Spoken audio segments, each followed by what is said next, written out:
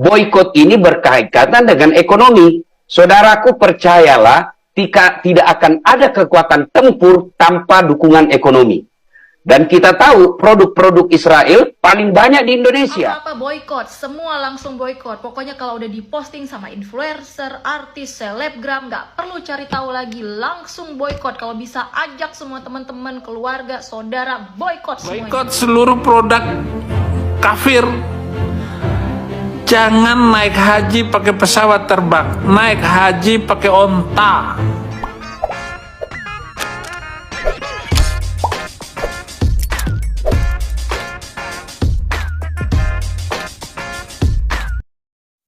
Baik persahabat sekalian, jumpa lagi dengan saya di channel ini, di mana pada kesempatan video kali ini kita akan mereaksi beberapa buah video terkait dengan pro kontra pemboikatan produk-produk dari Israel atau produk-produk dari luar yang berafiliasi dengan Israel. Dalam video pertama nanti kita akan menyaksikan bersama bagaimana himbauan untuk memboikot produk-produk dari Israel yang dilakukan atau yang disampaikan oleh seorang ustadz ternama, yaitu Daas Latif ya. Beliau menyampaikan atau menghimbau agar dengan cara pemboikotan produk-produk dari luar itu setidaknya bisa melemahkan kekuatan ekonomi Israel, dan dengan demikian maka jika kekuatan ekonomi sudah lemah, maka perang atau serangan-serangan dilakukan oleh Israel kepada Palestina itu akan bisa berhenti atau berakhir. Dan apakah benar demikian? Dan dari beberapa video berikutnya kita akan melihat, menyaksikan bagaimana tanggapan dari para netizen terkait dengan pemboikotan produk-produk dari Israel. Mari kita saksikan video selengkapnya. Boikot ini berkaitan dengan ekonomi. Saudaraku, percayalah, tidak akan ada kekuatan tempur tanpa dukungan ekonomi. Dan kita tahu produk-produk Israel paling banyak di Indonesia. Kenapa banyak di Indonesia? Karena rakyat Indonesia ini hampir 300 juta. Maka tidak ada salahnya kalau ada gerakan boikot. Kenapa? Doa sudah dilakukan, protes melalui forum internasional sudah dilakukan, maka kita lakukan apa? Boikot. Apa hubungannya? Kalau kita lakukan boikot, produknya turun produk, maka akan berdampak pada pemasukan negara. Pemasukan negara berkurang, maka support untuk perang pasti berkurang juga. Dan saya melihat hasil dari boikot ini, saya melihat, wallahu alam, saya tidak bisa pastikan benar atau tidak yang saya lihat di media-media sosial, ternyata saham-saham yang dimiliki oleh kaum Yahudi ini turun.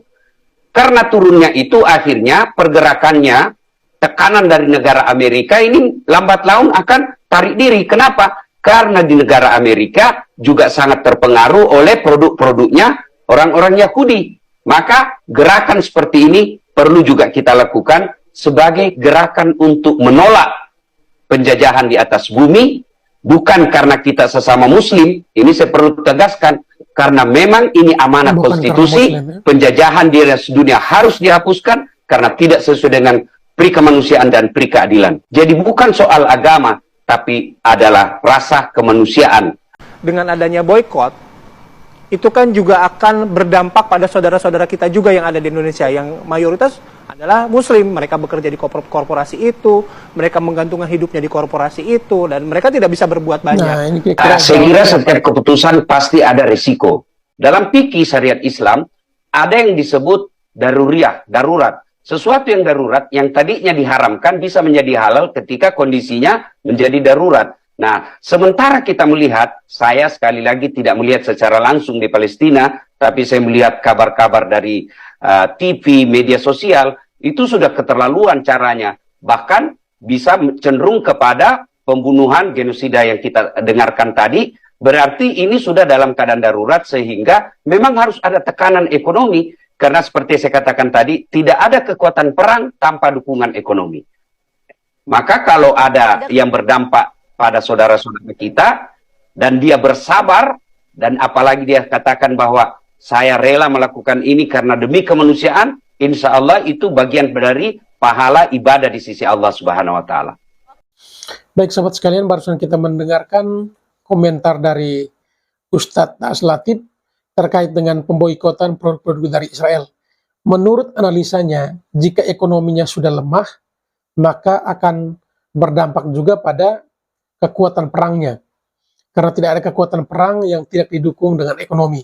Oleh karena itu, menurutnya rakyat Indonesia yang hampir 300 juta penduduk ini, jika melakukan rame-rame melakukan boikot terhadap produk-produk Israel, maka pendapatan Israel akan menurun, dan dengan demikian support untuk perangnya juga pasti akan menurun.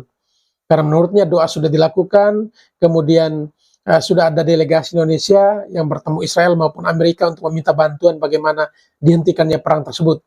Artinya upaya-upaya itu sudah dilakukan, tetapi tanpa dengan adanya upaya untuk pemboikotan produk ini, maka kekuatan ekonomi tetap stabil, maka perang pun tetap akan berjalan.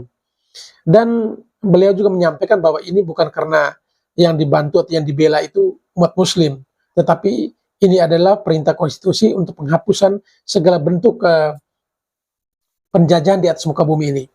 Ya, cukup menarik kayak pernyataan ini, tetapi apakah benar demikian? Bukan karena muslim, tetapi hendaknya juga kita lihat atau perhatikan, banyak juga negara dunia ini yang mengalami perang ataupun mengalami hal yang sama seperti sesama kita yang di Palestina alami. Tetapi pemberlakuan atau juga perhatian kita tidak sehebat atau tidak sebesar perhatian kita terhadap Palestina.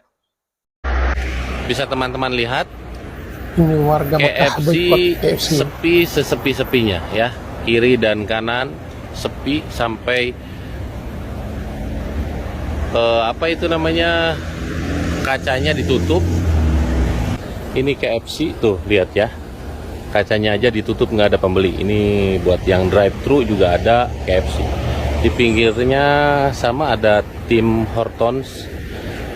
Di sini makanan-makanan internasional, kafe internasional juga ada di sini ya. McDonald atau biasa disebut makanan cepat saji membagi ribuan makanan untuk tentara Israel. Aksi yang dilakukan oleh McDonald ini memantik kutukan, kata-kata hardik terhadap McDonald oleh umat Islam di seluruh dunia. Mesir infonya sudah melakukan boikot. Oleh karenanya, kasus Palestina ini tentu tidak berdiri sendiri antara Palestina dengan Israel, tetapi ini juga persoalan kemerdekaan bagi semua bangsa di seluruh dunia. Ingat, dulu pada saat Indonesia pertama kali merdeka, juga ada pengakuan negara-negara lain. Dan Indonesia sudah sejak lama mengakui keberadaan negara Palestina. Oleh karenanya, ketika ada aksi yang dilakukan oleh McDonald membagi-bagi makanan gratis, sungguh melukai perasaan masyarakat internasional. Oleh karenanya, saya menyerukan kepada bangsa Indonesia, kepada mereka-mereka yang suka makan di McDonald, ayo kita boikot, jangan lagi makan di McDonald. Ini sebagai bukti solidaritas kita terhadap kemerdekaan bangsa Palestina. Sekali lagi, mari kita boikot McDonald yang telah membagi-bagi makanan gratis buat tentara Israel. Wah, ini memang cukup ekstrim ya, diminta atau dihimbau untuk memboikot McDonald karena menurutnya bahwa McDonald ini pernah membagikan makanan gratis kepada tentara Israel, dan hal tersebut menjadi atau menuai kemarahan dari umat muslim terhadap produk McDonald ini, karena secara tidak langsung atau terang-terangan McDonald mendukung Israel untuk menggempur Palestina dengan cara membagi-bagikan makanan gratis kepada tentara Israel, sehingga dihimbau kepada seluruh umat muslim di mana saja berada untuk tidak mengkonsumsi kembali McDonald, sehingga dengan secara tidak langsung sudah tidak mensupport tentara Israel untuk menggempur Palestina. Karena seperti yang dilihat ini, jika produk-produk Yahudi tetap dikonsumsi atau tetap dibeli, maka secara tidak langsung pendapatan tersebut akan masuk dan digunakan juga salah satunya untuk mendukung penggempuran Israel ke Palestina. Sehingga tersebut dihimbau untuk kepada seluruh rakyat Indonesia agar tidak mengkonsumsi McDonald. Seperti sebelumnya kita menyaksikan sebuah video tadi bahwa di Mekah itu ada tempat makan atau restoran cepat saji McDonald dan juga drive-thru dan beberapa kafe internasional lainnya sepi pengunjung, bahkan ada yang tutup. Itu dikarenakan sudah ada terjadinya pemboikotan itu. Dan salah satu negara yang melakukan hal yang sama adalah Mesir, yaitu memboikot produk-produk McDonald ini karena kemarahan dari umat muslim melihat atau menyaksikan bagaimana McDonald membagikan makanan gratis kepada tentara-tentara Israel. Apa-apa boykot, semua langsung boykot. Pokoknya kalau udah diposting sama influencer, artis, selebgram, nggak perlu cari tahu lagi, langsung boykot. Kalau bisa ajak semua teman-teman, keluarga, saudara, boykot semuanya. Teman-teman tahu nggak, situasi saat ini adalah situasi yang sangat sensitif. Ada baiknya sebelum kita post sesuatu, siapapun kita, cari tahu dulu kebenarannya, cari tahu dulu datanya, cari tahu dulu keabsahannya. Jangan sampai kita jadi orang yang ikut menyebar fitnah dan menyebar isu negatif sehingga memperkeruh suasana saat ini. Terlebih untuk teman-teman selebgram, influencer, artis yang memang jumlah followersnya sangat banyak, kalian boleh mengajak memboikot suatu brand yang mungkin jelas-jelas mengkampanyekan sesuatu yang negatif yang tidak sesuai dengan belief kalian dan tidak sesuai dengan kondisi saat ini. Contohnya seperti ini, atau seperti ini, atau seperti ini yang memang mereka mempost di sosial medianya untuk scholarship khusus LGBT. Tapi selama posisinya itu masih abu-abu, harap tahan jari kalian. Karena jelas ada dampak orang banyak di situ. Jangan sampai kita malah jadi agen fitnah dan menghambat jalan rezeki orang. Saya secara pribadi dalam hal ini sangat berharap untuk kita semua sama-sama sensitif dalam men-share sesuatu. Harapannya semoga semuanya sesuai data dan fakta. Karena semuanya itu punya potensi fitnah yang cukup besar dan tentunya ada pihak-pihak yang dirugikan. Untuk itu, jangan pernah bicara iman bila hal ini belum kita pahami. Wah, ini luar biasa ya, himbauan yang cukup menyejukkan.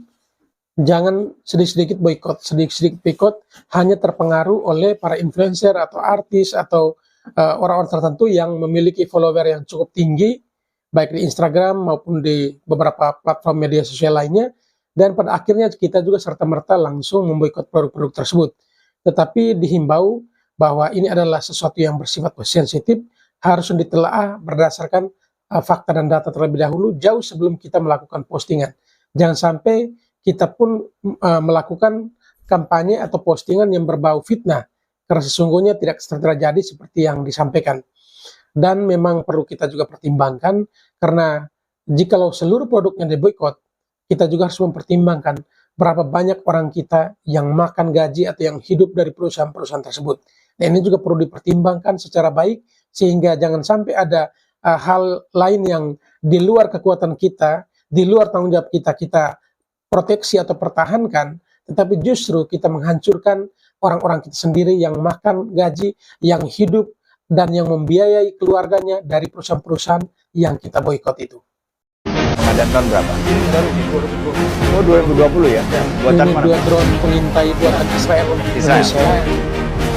Nah, barusan kita menyaksikan sebuah video pendek ya. Ini ada nampak mantan Panglima TNI, Pak Andika Perkasa, yang lagi memperhatikan atau memeriksa alutsista milik TNI. Dan ternyata ada 2 drone pengintai, itu buatan Israel untuk Indonesia. Jadi kalau memang kita mau memboikot seluruh produk, berarti banyak alutsista milik kita juga harus diboikot atau tidak perlu digunakan, ya, karena memang itu juga adalah buatan Yahudi, buatan Israel. Sehingga kalau memang kita ingin memboikot, itu perlu memperhatikan baik-baik, karena memang banyak kita masih, atau Indonesia ini masih sangat tergantung dengan produk-produk buatan Yahudi atau buatan Israel. Sehingga kalau memang kita memboikot, itu juga perlu dilihat secara baik. Jangan sampai ada hal yang lebih diperhatikan dan mengabaikan hal-hal besar lainnya atau hal penting lainnya. Salah satunya adalah pertahanan negara ini. Karena memang seperti kita ketahui bahwa banyak produk-produk dari Yahudi itu yang digunakan oleh TNI kita. Sehingga kalau memang diminta untuk boikot, berarti harusnya juga seluruh alutsista yang berkaitan dengan produk-produk dari Yahudi atau Israel juga harus diboikot atau tidak perlu digunakan sebagai wujud bahwa kita memang menolak produk-produk dari Yahudi tersebut. Tetapi kalau selama kita masih menggunakan produk-produk dari Yahudi, ya percuma saja.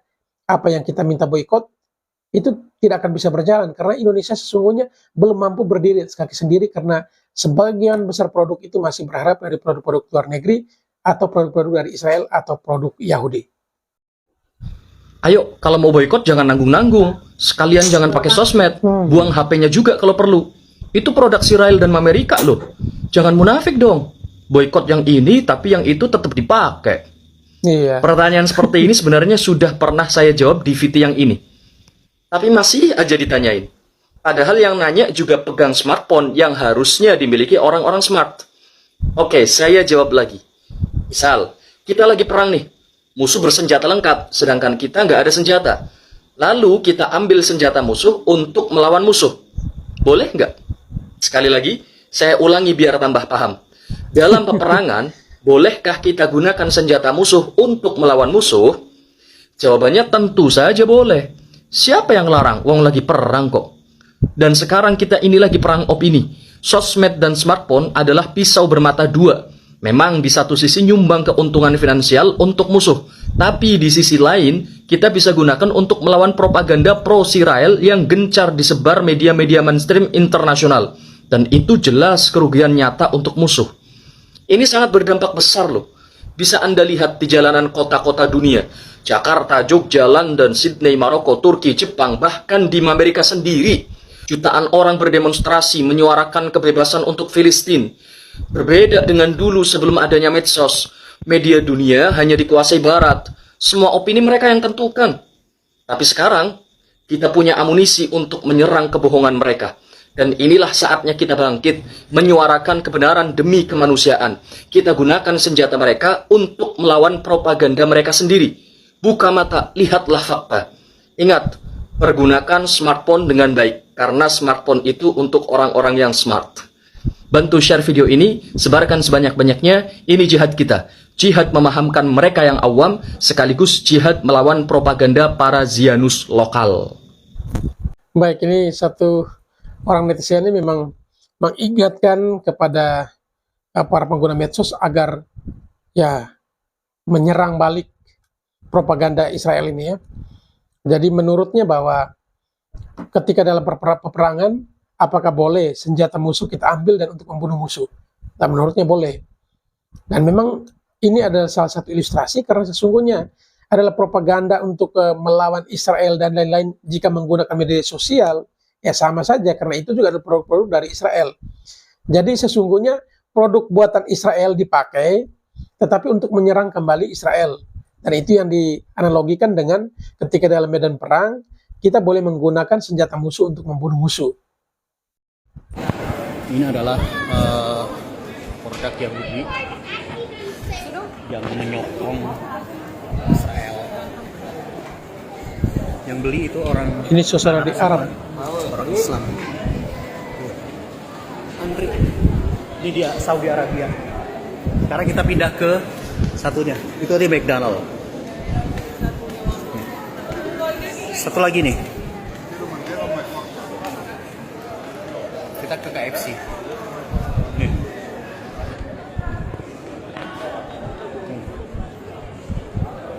Ini produk-produk Yahudi yang dibeli orang Muslim. Yang sudah jelas bahwa dua brand ini adalah penyokong Israel. McD ya. Ya. McD sama KFC. Fakta. Baik sahabat sekalian, barusan kita menyaksikan sebuah video bagaimana orang Arab ya antrian panjang ya untuk mendapatkan produk McD dan juga KFC. Padahal di Indonesia dua produk ini dilarang atau diboikot. Ya, sehingga banyak McD ataupun KFC ada yang tutup. Itu dikarenakan ada terjadinya pemboikotan produk-produk Yahudi atau Israel. Karena menurutnya bahwa McD pernah membagi-bagikan makanan gratis kepada tentara Israel yang telah melukai hati orang Islam atau umat Islam. Tetapi kenyataan yang terjadi justru di Arab Saudi atau Saudi Arabia, banyak orang Muslim yang antri makanan di dua restoran cepat saji ini, yaitu McD maupun KFC. Sehingga ya menjadi ada satu hal yang membuat kita bingung. Indonesia yang jauh-jauh mendukung dengan begitu fanatiknya, tetapi kenapa ya bangsa Arab sendiri justru tidak melakukan hal yang sama, yaitu memboikot produk-produk dari Israel atau dari Yahudi. Justru mereka mengantri untuk mendapatkan makanan dari restoran cepat saji tersebut. Ada apa ini semuanya? Masa Pak Saipudin minta untuk naik onta? Ada-ada aja kawan nih Pak Saipudin. Tahu nanti kalau untanya mati di tengah jalan Pak Saipudin, mau bagaimana? Mau jalan kaki lagi? Lucu lu Pak Saipul. Baik sahabat sekalian, Pak Saifuddin ini merupakan salah seorang pemeluk agama muslim sebelumnya, tapi dalam perjalanan ia murtad dan menganut agama Kristen saat ini. Dan ia menanggapi isu yang sementara berkembang viral di seluruh jagat media ini bahwa terjadinya pemboikotan terhadap produk-produk dari Yahudi atau dari Israel. Nah, di sini Pak Saifuddin mengatakan apa? Jika Anda memboikot produk-produk dari Israel atau Yahudi, kalau begitu mau pergi naik haji terus naik pesawat, karena pesawat itu buatan Yahudi dan disarankan sebaiknya menggunakan unta. Dan ini memang tidak masuk akal. Tetapi ada satu nilai yang mau disampaikan oleh Pak Saifuddin adalah pemboikotan ini produk kenapa pakai pilih-pilih? Kalau memang mau boikot produk dari Israel atau dari Yahudi, harusnya semuanya juga diboikot. Jangan pilih-pilih hanya produk-produk makanan atau produk-produk tertentu, tetapi segalanya, termasuk smartphone yang mungkin ya buatan Yahudi, atau produk-produk barang-barang elektronik yang juga buatan Yahudi, dan masih banyak produk lainnya. Salah satunya juga adalah ya termasuk Telkomsel. Ya, itu juga adalah produk-produk dari Yahudi. Nah, kalau memang kita memboikot, kenapa hanya pilih produk-produk tertentu? Harusnya seluruh produknya diboikot, biar ekonomi Israel atau Yahudi itu melemah, sehingga perang bisa berakhir. Itu baru benar. Tetapi kalau hanya masih pilih-pilih produk, yang lainnya diperbolehkan, yang lainnya diboikot, ya sama saja. Tidak akan bisa menghasilkan sebuah impian, untuk mewujudkan impian bagaimana Israel harus berhenti untuk menyerang Palestina. Kalau memang kita ganggu dari sisi ekonominya. Karena menurut Ustadz Aslatif tadi, tidak ada kekuatan perang yang tanpa didukung oleh ekonomi. Nah, kalau ekonomi mau dilemahkan supaya perang bisa berakhir, ya seluruh produk itu harus diboikot. Jangan hanya produk-produk tertentu saja. Nah, oleh karena itu, Umi berharap para ulama, para ustadz, para pemuka agama untuk menyampaikan ayat Quran ini, bahwa tanah itu semuanya adalah milik orang Israel. Jadi kalau Palestina dikasih sebagian itu udah bersyukur mestinya. Kenapa harus minta lebih banyak? Dengan perjanjian Balfour, dengan pengumuman kemerdekaan di Aljazair bulan November tahun 85 itu, bahwa Palestina merdeka. Jadi sampai sekarang nggak pernah mengaku merdeka, itu kan namanya nggak bersyukur. Ada duta besarnya di sini kok, malah minta-minta sumbangan. Jangan-jangan duta besar ini Hamas pula ini. Oh, terus ada perwakilan di PBB, gitu. Jadi karena itu, tolonglah para ulama, para pemuka agama, para agama Islam maksudnya, ustadz dan bahkan menteri agama sendiri. Kan Anda itu sebagai ketua Banser itu maksudnya Jokowi nempatkan itu kan biar agak bagak lah kata orang Padang tuh. Katakan yang benar gitu loh. Namanya juga Banser gitu loh. Bahwa lihat ayat 101 sampai 104 itulah tanah itu tanah Yerusalem itu keseluruhannya milik Israel kok. Tapi karena dikeroyok dunia, entah apa itu penyakit keroyok itu. Tapi Umi juga tahu penyebabnya itu sebenarnya, nanti di lain kesempatan Umi akan bicara. Penyebab kebencian itu apa? Sampai semua ikut membenci, demo di sana sini membenci. Semoga Allah memberi kemenangan kepada kebenaran, itu janji Allah. Dan Allah berjanji pasti tidak akan mengusir orang-orang Israel atau Yahudi itu dari negerinya. Demikianlah, semoga mari kita sebarkan perdamaian, kasih sayang dan cinta untuk seluruh umat manusia. Sebagaimana Allah dengungkan di dalam Al-Quran. Innallaha bin-nasi laraufur rahim. Allah sangat kasih sayang dan cinta pada seluruh umat manusia. Ingat itu. Wah, ini luar biasa ya. Seorang ibu yang mengatakan bahwa ya Palestina harusnya bersyukur sudah merdeka. Kenapa masih harus ambil bagian dari Israel atau wilayah Israel? Menurut ibu ini, Yerusalem itu masih menjadi bagian dari Israel. Menurut ibu ini. Apakah entah itu benar atau tidak, saya sendiri kurang paham, tetapi himbau dari ibu ini agar ya netral apabila paham kebenaran. Jangan sampai kita lebih mendukung salah satu pihak, dalam hal ini Palestina, tetapi justru yang kita dukung itu adalah sesuatu yang keliru atau salah. Dan ibu ini juga berjanji pada kesempatan lainnya dia akan bercerita tentang ini. Karena menurutnya bahwa perang yang terjadi itu adalah kesalahpahaman. Ya, harusnya menjadi pencaplokan wilayah itu juga bagian dari embrio yang memicu terjadinya perang tersebut. Dan ibu ini mengatakan bahwa Yerusalem itu masih bagian dari Israel. Silakan para sahabat sekalian yang ingin berkomentar terhadap pernyataan ibu ini, silakan tulis di kolom komentar, karena saya sendiri tidak terlalu paham tentang persoalan ini, dan juga apakah Yerusalem itu benar-benar masuk wilayah Israel ataupun Palestina, saya sendiri kurang paham. Tetapi menurut ibu ini bahwa Yerusalem itu ya sebenarnya wilayah Israel. Jika itu sudah diserahkan maka amanlah sebenarnya. Dan oleh karena itu kepada para sahabat sekalian di channel ini, silakan berikan komentar apakah benar Yerusalem itu wilayah Palestina ataukah wilayah Israel. Silakan tulis di kolom komentar. Terima kasih.